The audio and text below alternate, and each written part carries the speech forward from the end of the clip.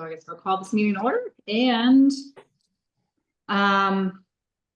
approve meeting minutes. I gotta be honest, I'm lost. I've read whatever you sent, but did we approve the last set? The set that needs to be approved this time is December 4th. December 4th. That was the last meeting. Right, and Lee's here now, so. Oh, great. Hi, Lee. We were just gonna go ahead and approve the December 4th minutes. Right.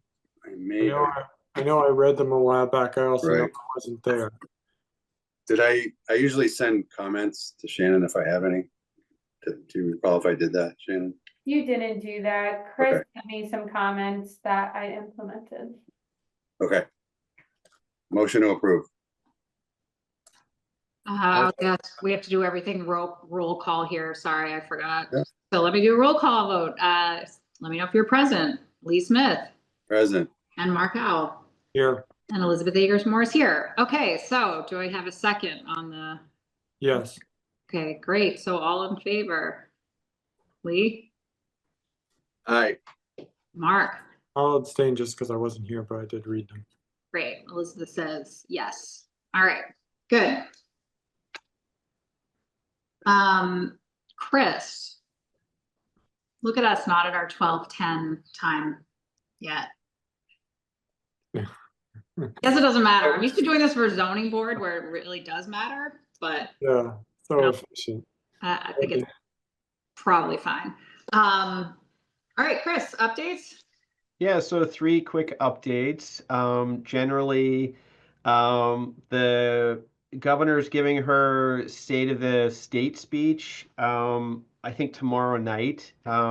She unveiled a transportation massive bond bill yesterday, and we'll be able to see her proposed budget. I think it's next week.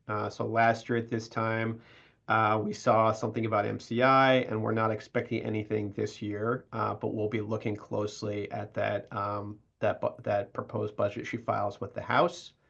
So that's the state legislative update. Nothing new to add on DCAM aside from what Megan had reported out to the MCI Advisory Board, I believe last week. For our DOT, as you all know, Representative Cataldo took the letter that this subcommittee sent out to DOT and followed up directly with them and has facilitated a meeting.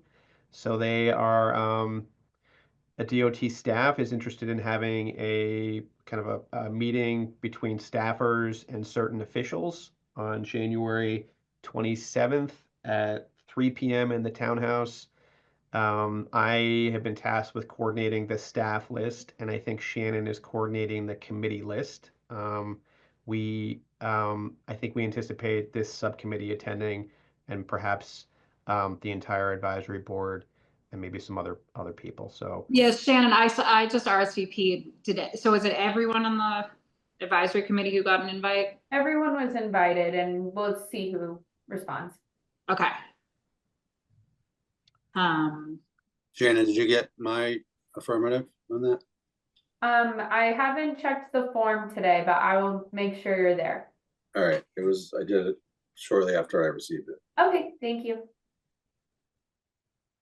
Well, that's progress. Yeah, I think this is just beginning to understand what may be on the table as I understand it, has to do with the project manager that's in place for Route 2 corridor.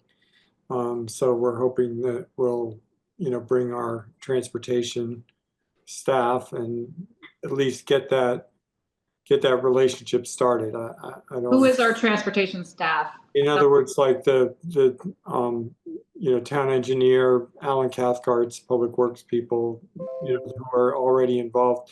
There is a transportation study that the town has been working on, and we allocated some ARPA funding to expand that, to try to include the implications of MCI Concord, but we don't know exactly what the state is doing, has in process. So the idea is to find that out and then look for ways to connect those things. Do we Okay. want to either prepare some questions or some asks, or just more of a open discussion? So I'm now totally confused because we were asked to reach out to them and then the whole subcommittee, I mean, the whole advisory board is dealing with it and Dan's dealing with it. So I Yeah. kind of feel like, do we even have a role here in this, or is Dan taking care of it?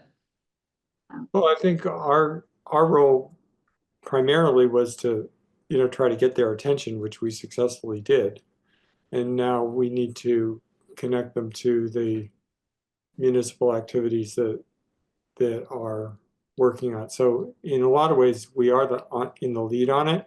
It's just because our legislative reps set up the meeting and the state is interested in, sort of seeing who's involved. We're agreeing that we'll bring people and show who they're involved. I think to Lee's point, it makes sense to decide who's going to sort of introduce what we're up to and speak to that. And I'm hoping that we'll get a little bit more information on the agenda and who's attending to prepare for that. Is that something we should run through Dan? I think we should do it ourselves.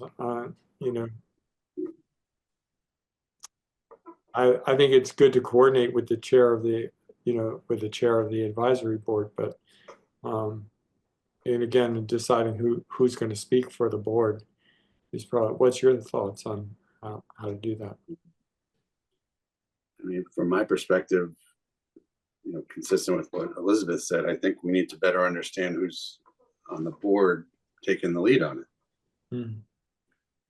And I'm not sure who's the right person Yeah, to tell us that. I guess, I mean, listen, I have no problem doing it, but I'm definitely not interested in doing work that's just gonna be duplicative or be different from what Dan is doing. So I'm happy to reach out to him, but I get the sense that Dan's kind of taking it over. So you want me to reach out to him and see if he expects Yeah, us to take any lead? I don't have that sense, but I think that he's largely deferring to us to coordinate it and recognizing that, we kind of initiated that. Okay, well, I think for I look at it as keeping the chair informed about what the subcommittee is doing, more than having the chair, always be in the lead on that. I mean, I don't mind. All of the information is getting filtered not to us. It's going to the big board. So my bottom line is it's fine. I'm happy to do whatever, but I am not willing to do any work, I guess, until we get clarification on what's happening. So I think I would prefer to reach out to Dan and just say, what do you expect from us? And then I'm happy to do it or happy to have him do it. By all means, talk to him. Okay. My 2 cents is that I think that this is an area that we can lead on.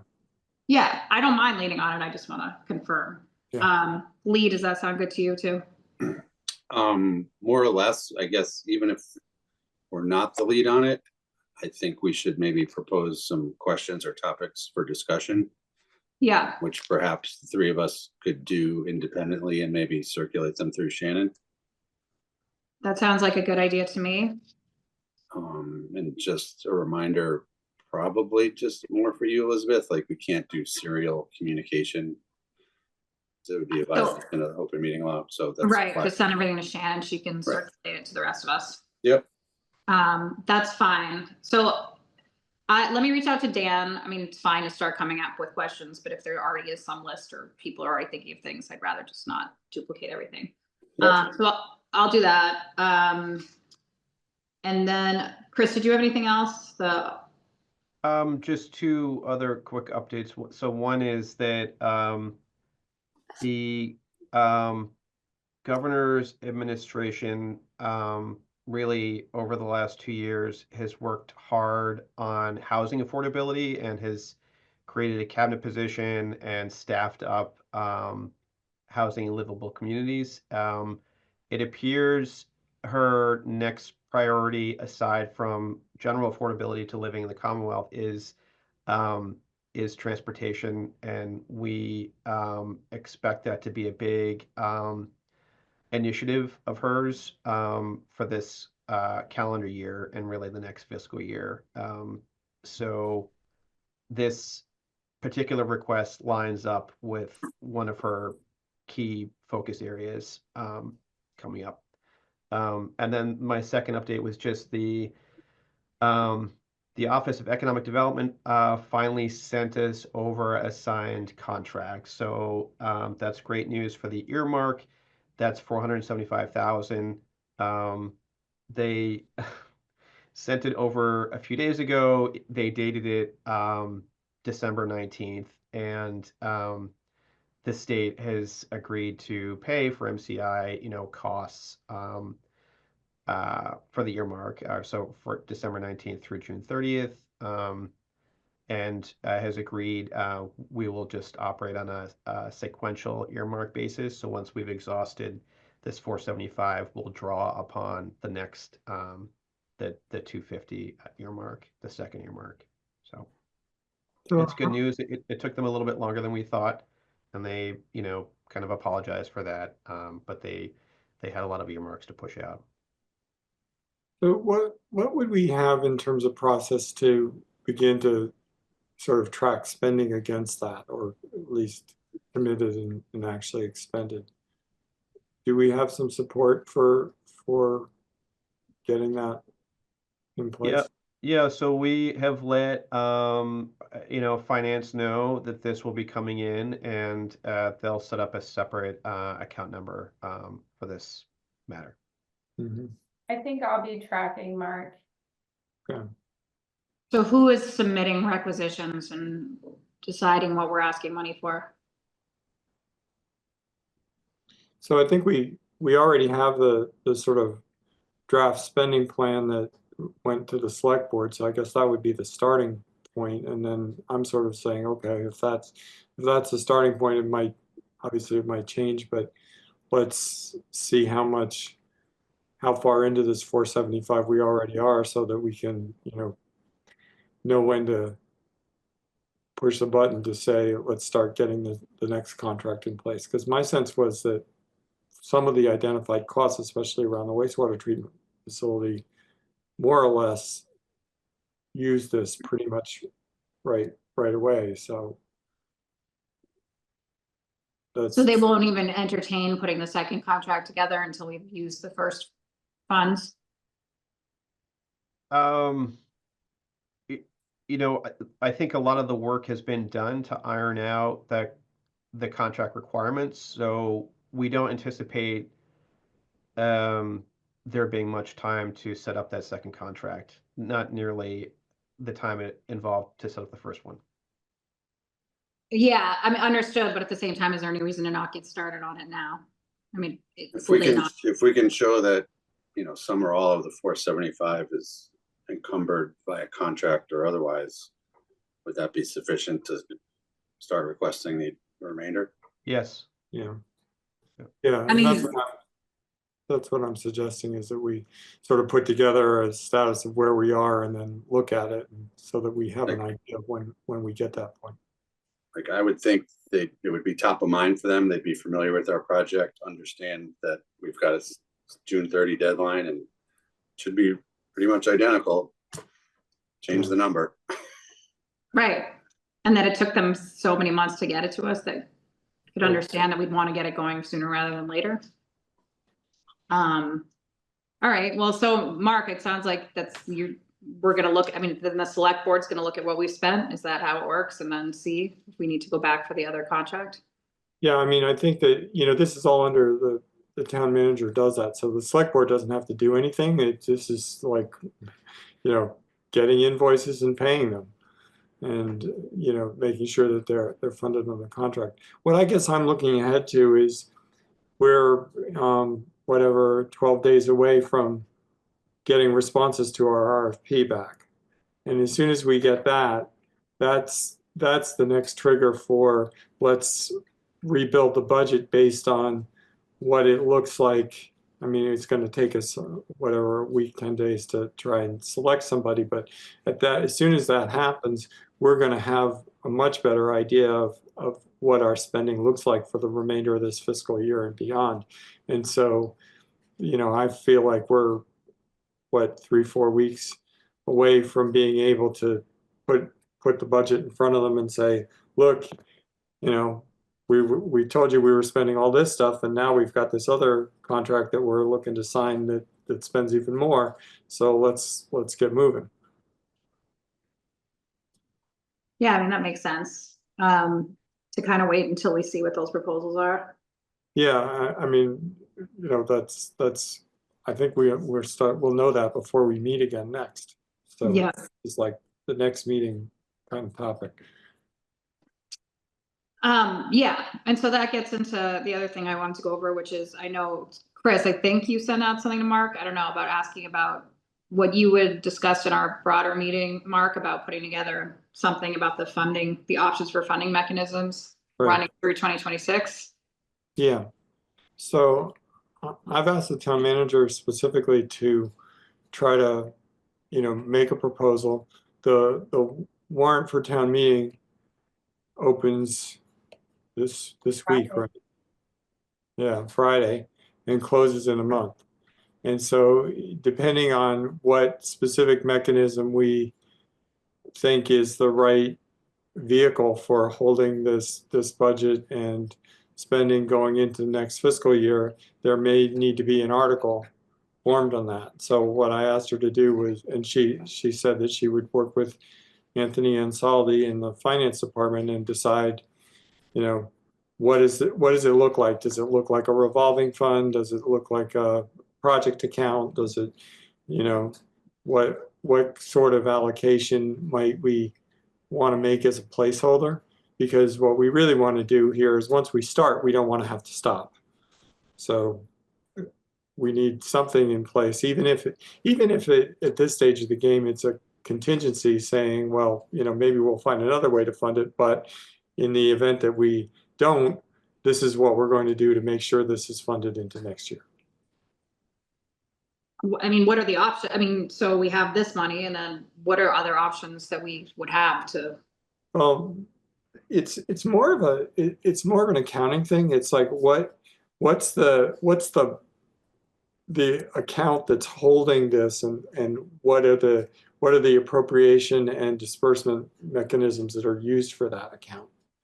Are you talking about just the money that we were allocated from the state? When you say holding this, you mean? No, I'm saying this and whatever future money we have. Like, I'm working on the assumption that we're going to run out of the money from the state.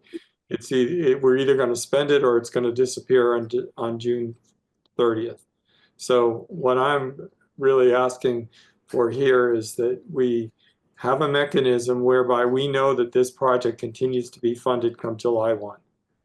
And Out of town money. with town money, or with, or if we're applying for grants, but ideally what we'd have is something that is capable of both receiving funding from wherever the source is and dispersing money to the things that we've already said that we're going to be working on. Okay, so it's a two-part question. One is the account that everything's gonna be held in, and then how you replenish that account. Right. And the only part of the town meeting would be how to get the account done. We're not gonna be asking for money. Well, like, for example, one of the things that sometimes happens with something like this, it's one time, is you do a free cash allocation. And that creates some baseline funding.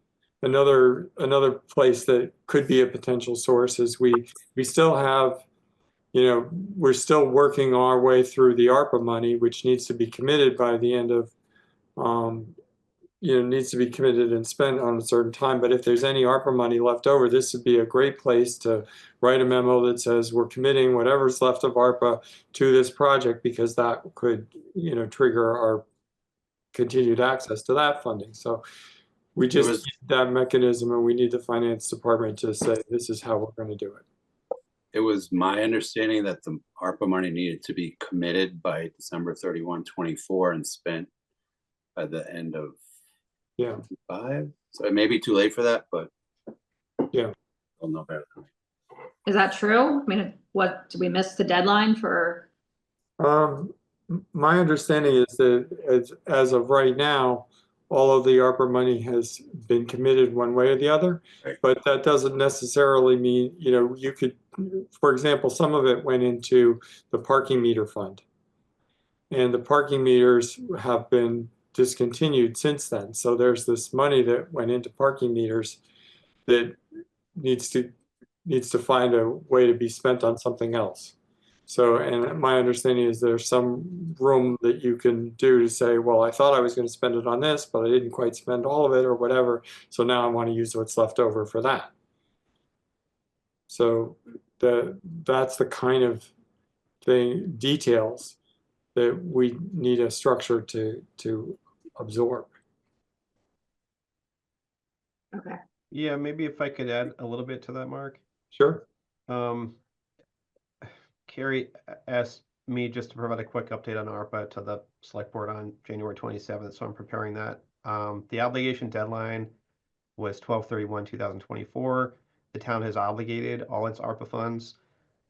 We've looked through the guidelines by U.S. Treasury extensively, and the guidelines do allow for the transfer of unused funds between approved ARPA projects. So to demonstrate our obligation compliance, the town entered into interdepartmental agreements to lock up each ARPA project. So we can, we can use any unspent money between ARPA projects. But does any of those projects currently identified, are they broad enough to include this project? There may be a few. We just have to take a closer look at those projects, Lee. Yeah, what comes to mind to me is the transportation study. Yep. How much money do we have left? And that one, that might be drawn pretty low. So in that particular project, but there may be other projects that are kind of underspent. So, Yeah, how much did we get total in ARPA funding? we got $5.6 million in 2 tranches. And how much have we spent? I'm asking you just because you know off the top of your head, I'm sure. I think we're around 1.8 million. I haven't checked our accounts recently. It may be closer to 2 million actually spent, and then whatever that is, 3.6 million that have been contractually obligated. Yeah, we're working hard to spend what we got. Shouldn't be too difficult. No. Okay. Does anyone have anything else? I mean, I think we sent out the other letter. Shannon, I saw it come through Concord Business Partnership. I think the next people we want to target, to so to speak, to try to reach out to, we talked about the Mass Historical Commission. Were there other people that we wanted to try to follow up with directly, or are we just kind of waiting to hear back at this point?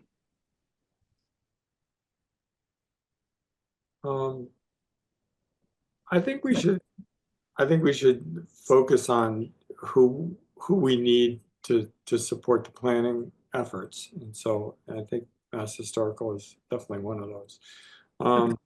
The only other thing that I've been involved with is the community outreach group is trying to get a video produced, a virtual tour thing. So I took it upon myself to reach out to the media and public affairs people at DOC to try to get that going, and I believe we have now scheduled an opportunity for collection of some drone video and so forth. So That's kind of just did that because it became time sensitive, and it seems like they need to be on the lead in that anyway, because they're the ones that are trying to produce these materials for the public. But I did want to mention that. sure. That's great. So then I would think that the next step for Mass Historical is another outreach to Kyle Stapleton and in Simon's office for a contact there. Yeah, I was thinking that we might want to discuss how, what's the specific ask there, and maybe write something that's more focused on them. Have we got a sense of what, I know that there's the historical commission is interested in having a liaison role with the advisory board. And, you know, for the record, I think any board that wants to pay attention to us by naming a liaison can do that. Wasn't that the Concord Historic Commission wanted that? Yeah, that's Concord Historical. Yeah, okay, yeah. And, you know, and so what do you guys think of the idea of trying to like connect the interests of, you know, the Concord Historical Commission with the Mass Historical Commission and say, you know, maybe give them some work to do in that domain on behalf of the advisory board? Like, So here's a suggestion. I was going to say, ultimately, I think we want kind of a preliminary investigation of which structures may have historic value or interest and may be worth preserving to whatever level. And maybe the Concord Historical Commission could start with that and make their recommendations, and then we could forward that to the state. And at that point, they could maybe join forces, so to speak, and we could just advance that. So at least we know which structures are in play, if you will, for that categorization. Yeah. I gotta say, I disagree with that because I think our ultimate goal is to find grant money. And I think I think Mass Historical will be more the more appropriate group to try to figure out what is worth putting together to try to get that money in terms of conservation studies. But I also think DOC might have already been, or DCAM might already have some of those. I just think it could be a waste of time because I think these buildings are pretty well studied, and I'm not sure what more the Concord Historical Commission could add. Who has those studies? So there's a bunch of them already on record. And then I think Paul mentioned that they were doing some. Did I make that up, Chris or Shannon? I thought they had something being done. They were distributed at some point. I mean, this has been on the radar. Again, Concord Historical Commission, I'm not sure. I'm just not sure that's the expertise of them. I don't mind connecting them. What I would rather do is go to Mass Historical and ask them the question, like what would get it? What do they need? Because they might be way past that.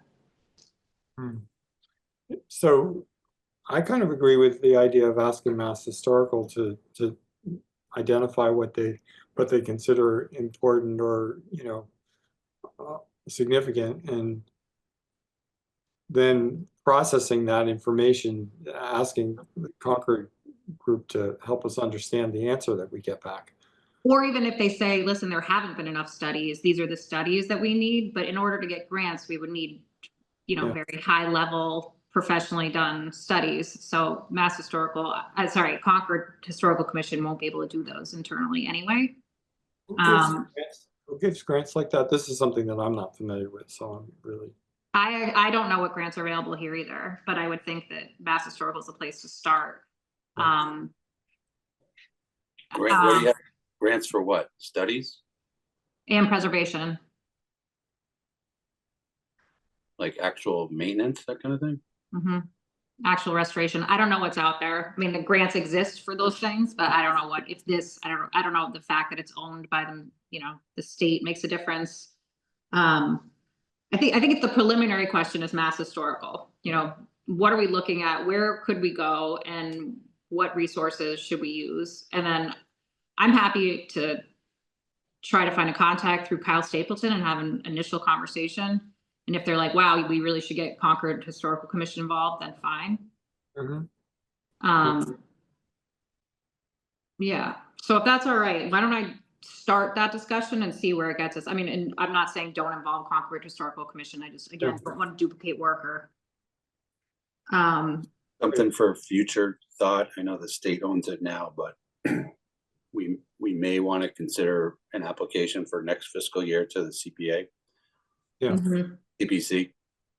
Yep. And their timeline is very far in advance. Yeah. The window is pretty short. But we don't know that today. I'm just kind of flagging it for the future. Yeah, totally. And who knows when we'd even be able to start using any of that money to do anything, but, well, the fountain's already redone. They used that money for that, right? Yeah, that was CPC money. Yeah, so the fountain looks great. It's all just gonna be torn down, but, no, I'm kidding. All right, I'll have that initial conversation. I'll talk to Dan about what he wants us to do in terms of getting questions and leading the conversation with the DOT, and then Yeah. anything else? So circling back to the DOT conversation, should we just, rather than like go through the whole thing of sending our questions to Shannon, maybe we should just discuss right now what we think those questions are and get that out of the way if we have time at the moment, which That's fine if you guys, if you want to do that. I'm going there more to just listen because I don't even have a good understanding of how anyone is relating to each other. So has DOT taught, I mean, it doesn't sound like any of the entities had really discussed anything. Like the DOT hadn't even realized that the prison was coming offline. So I don't know how much they've been involved. So my questions would be very general. Maybe you guys have more pointed, helpful questions. I think the general questions are probably what's the status of the Route 2 corridor study? How's it being, how's that changed, if at all, based on that?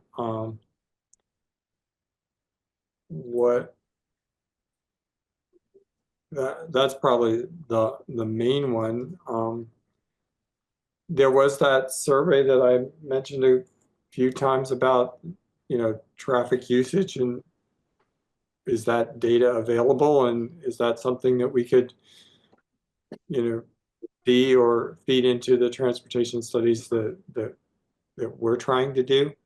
And also, top of mind for me is what's the opportunity for us to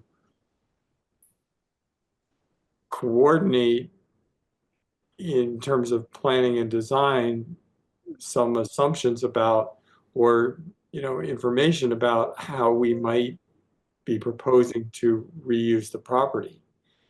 So thinking about at what point in the process would they be open to, well, maybe the access to that property is, right up next to Route 2, or maybe Commonwealth Avenue is closed off and becomes local, or, when do we get to talk about those sorts of ideas in a transportation context, and who are the right people would be in the room? Those are my questions. Yeah, and I guess how much can we get our master planner, whoever that ends up being, involved in those conversations too? Right. And what sort of timing do they have in mind is probably another really good one. I mean, everybody who's at the table on this should be interested in that, because, access to the site, what the transportation access to the site is I would think very important to anybody who's considering proposing a redevelopment of the site.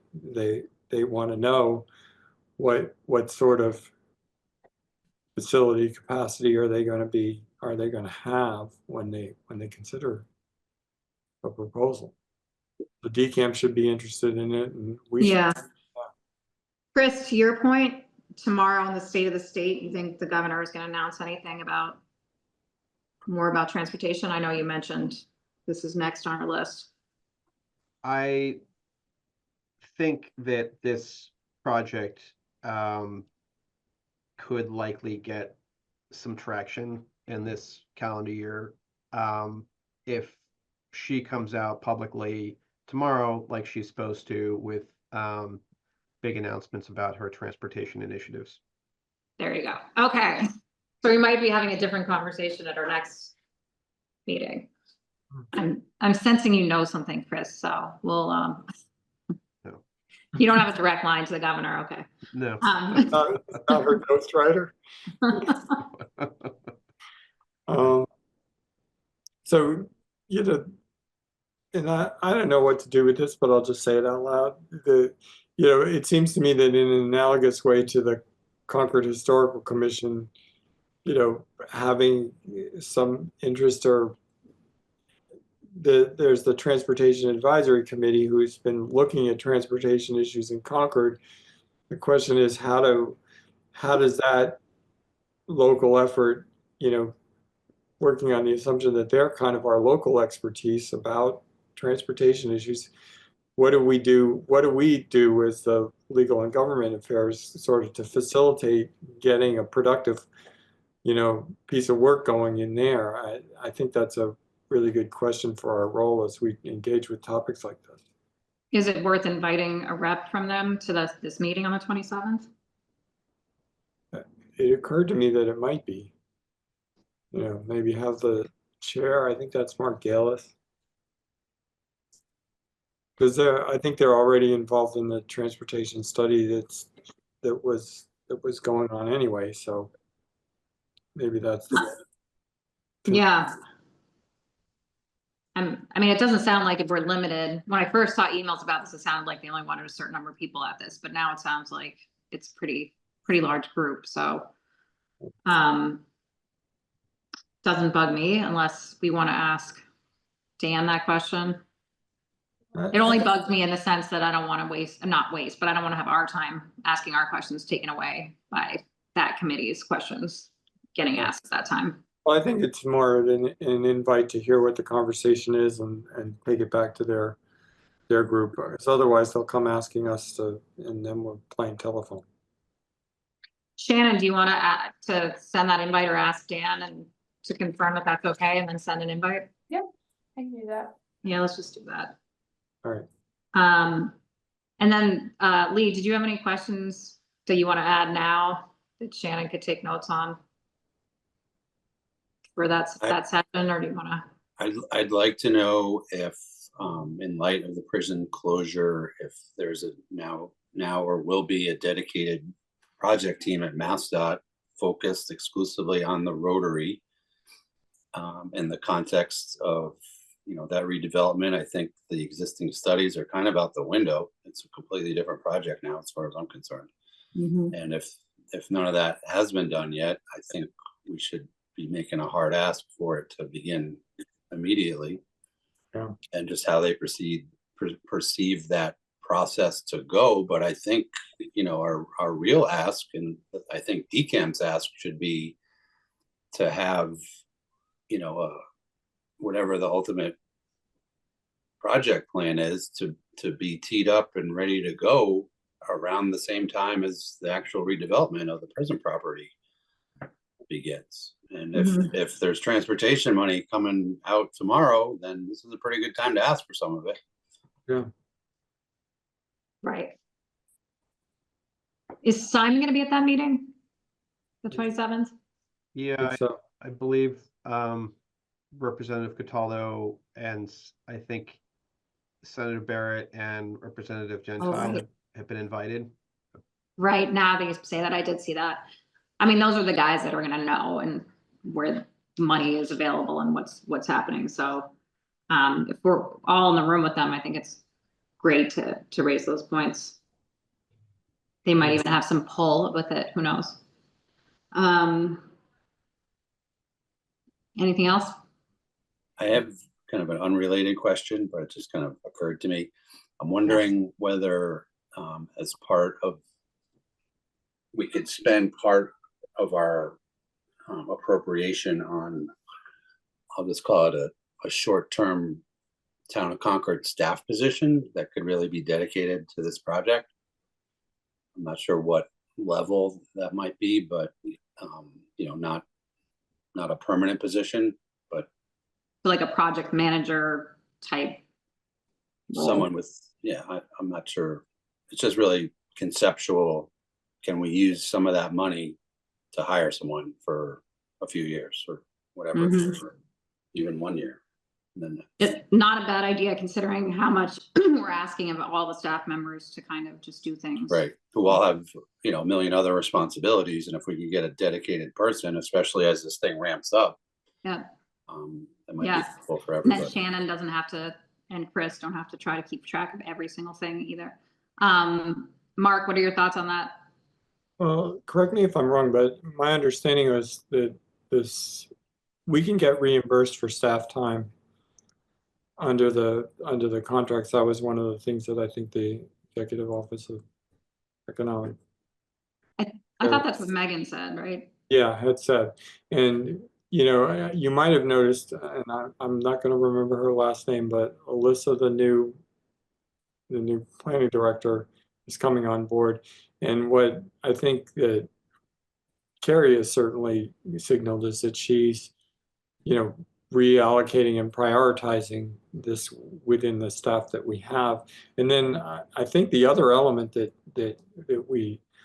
we're doing is in the RFP, we're looking for a focal point and, you know, project manager to come through from that planning team. I don't know if you're thinking of something different than that, but I imagine that those proposals are going to have a lead person that we can focus on as well.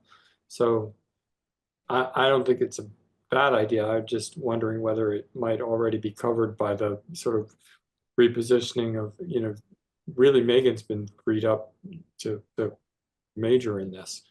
You know, and it doesn't get much better than having a deputy town manager on, you know, with time. I'm sorry, freed up from what?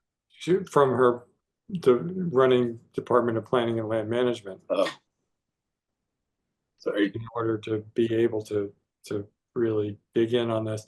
And, you know, her portfolio both includes, you know, supporting the advisory board, but also putting together this town land use matrix piece, which we've been talking about, which is, as I said last night at the Housing Roundtable, is really about having the town prioritize what its facilities needs are going out into the future so that we can try and understand which ones of them can be solved by which of these various pieces of property that are becoming available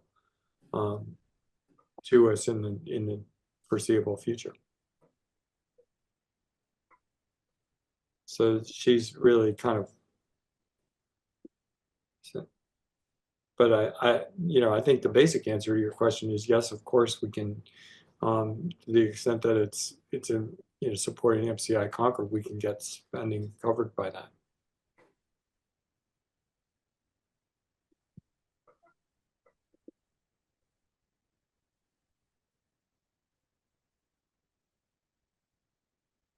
So I don't know how to, I mean, I guess we could float it by other people if that's a specific role. I mean, I see your point. There's going to be a lot. I don't know anything about the new planning director. So, It seems a little premature today, but yeah, the new person comes on and once the consultant's on board, and yeah. I guess it would be unfortunate if, you know, this board committee gains a lot of momentum and then there isn't really the town resources available to keep it rolling, which may not be the case, but it's just a concept. Yeah. I think we need to watch for that, and I think when we're sort of engaging in this discussion that we're going to have about how the budget lines up and what the sources and uses are, we might want to return to that and say to ourselves, do we really have the right focal point funded through that? Mm-hmm. Okay. Well, we'll keep it on our list of things then. Yeah. Anything else? Not for me. Not for me either. Okay. We have the next date, Yeah, what is our next date? and then I guess we need public comments at some point. And then, yes, let's think of next date and then we'll do public comment. So, we haven't had these regularly scheduled, but what seems like it may make sense to me is the RFP responses are due on the 27th. Do you all want to meet on Wednesday, the 29th? That's 2 weeks from now. Are we all gonna have had a chance? I mean, are we gonna have anything to say at that meeting, or should we wait until we've heard from the full committee about those applicants? you're all gonna receive the responses, or the selection committee will receive the responses on the 27th. So you can kick out another week to February 5th. Up to you guys. When is the reading of the proposals that come in, Shannon? I know, just remind me, that's between the 27th and when's the end date that we're supposed to have them all read by? I'm sorry, I don't know off the top of my head. I can Okay. pull it up during public comment. I feel like it was the 3rd or the 4th we were trying to do interviews, right? Oh, you're right. Yeah, the third is interviews. Yeah. So So if we do meet on the 29th, are we gonna be able to get our comments? I don't know who's on this. I mean, Mark, you're on the selection committee, right? So I guess in a way it'd be helpful, we could relay our comments to you, Lee, if you wanted to do that. Okay. So let's say the 29th. Yeah, let's say the 29th. There's also the Economic Vitality Forum on that evening, Oh, right, there is. which is that's sponsored by the Economic Vitality Committee. Is that also like the business partnership? No, it's not a business partnership thing, but I'm just saying that. that we may all be busy that day. Is that- No, that's in the evening. If we say noon, we can do that. Let's pencil in the 29th, and if we think it makes sense to push it back a week, we can do that. That sounds great. All right, January 29th at noon, and then I will go ahead and open the public comment if there's anyone out there.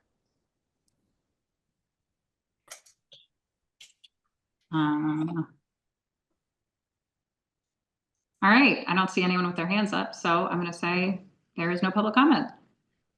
All right, great. Any closing words from anyone, or? Motion to adjourn.